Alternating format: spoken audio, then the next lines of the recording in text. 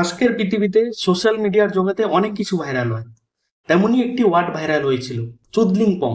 কিন্তু এই চুদলিংপং এর আপনি যদি যথাযথ ব্যবহার দেখতে চান, ভিডিওটি শেষ পর্যন্ত দেখুন। আপনি চুদলিংপং এর যথাযথ ব্যবহার দেখতে পান। আসসালামু আলাইকুম, আমি মাহদি হাসান, বাংলাদেশ। আমি দিল্লি এয়ারপোর্ট থেকে বলছি। আমার সাথে যেসব ঘটনা হয়েছে এটা আমি বাংলাদেশে এসে প্রেস কনফারেন্স করে হয়তো আমাকে বলতে হবে, বাট আমি জানি না। আমার সাথে অনেকগুলো অকারেন্স হয়েছে এখানে।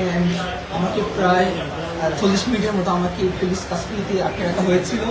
আমাকে খুবই বাজে আমার সাথে অ্যাপ্রোচ করা হয়েছে এবং তারা আমাকে জেলে দিতে চেয়েছিল। আই ডোন্ট নো আমি কী করেছি। এবং আমি বারবার বলেছিলাম যে if I do any kind of illegal work, আমার দেশের সাথে কন্ট্যাক্ট করেন, এম্বাসির সাথে কথা বলেন, আমার কান্ট্রি গভর্নমেন্টের সাথে কথা বলেন, বাট কেউ কিচ্ছু শোনে নাই। তারা আমার সাথে খুবই বাজে আচরণ করেছে। আমার 12:40-এর ফ্লাইট, আমি জানি ধরতে পারবো কিনা। এখন সাডেনলি আমাকে এখন রিলিজ করা হয়েছে এবং ইমার্জেন্সিতে আমাকে ইমিগ্রেশন দেওয়া হয়েছে। আমার 12:40-এর ফ্লাইট। আমি বাংলাদেশের মানুষকে বলবো যারা আমাকে টেনশন করেছেন, থ্যাংক ইউ এভরিওয়ান। এবং আমি এখন সেই পাচ্ছি এবং তাদের সাথে কথা বলেছি এবং এখন তারা আমাকে অ্যাপ্রোচ করতেছেন যে তারা নাকি ভুল মানুষকে ধরেছেন, বাট তারা আমাকে এত বাজে অ্যাপ্রোচ করেছে। Even one of the police, they were abusing me physically, touching me. So এগুলো আমি বাংলাদেশে এসে বলবো একজন ইন্টারন্যাশনাল প্যাসেঞ্জার কিভাবে করা উচিত কিনা।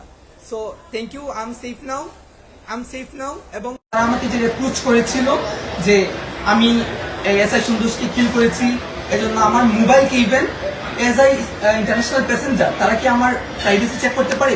তারা ফোর্স করে তারা আমার ফোনকে আনলক করেছিল, আনলক করে আমার ফোন তারা চেক করেছে। And I will take action after coming to my country, ইনশাল্লাহ। এখন আমি দিল্লি এয়ারপোর্টে আছি। তারা ইমার্জেন্সি হচ্ছে, আমি জানি না কি হয়েছে। হয়তো আমার দেশ আমাকে সহযোগিতা করেছে, আমাকে তারা ইমিগ্রেশন করিয়েছে এবং বলেছে আমার জন্য ফ্লাইট ওয়েট করছে।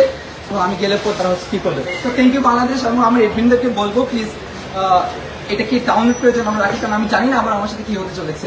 আমার 12:40-এর ফ্লাইট। আল্লাহ হাফেজ।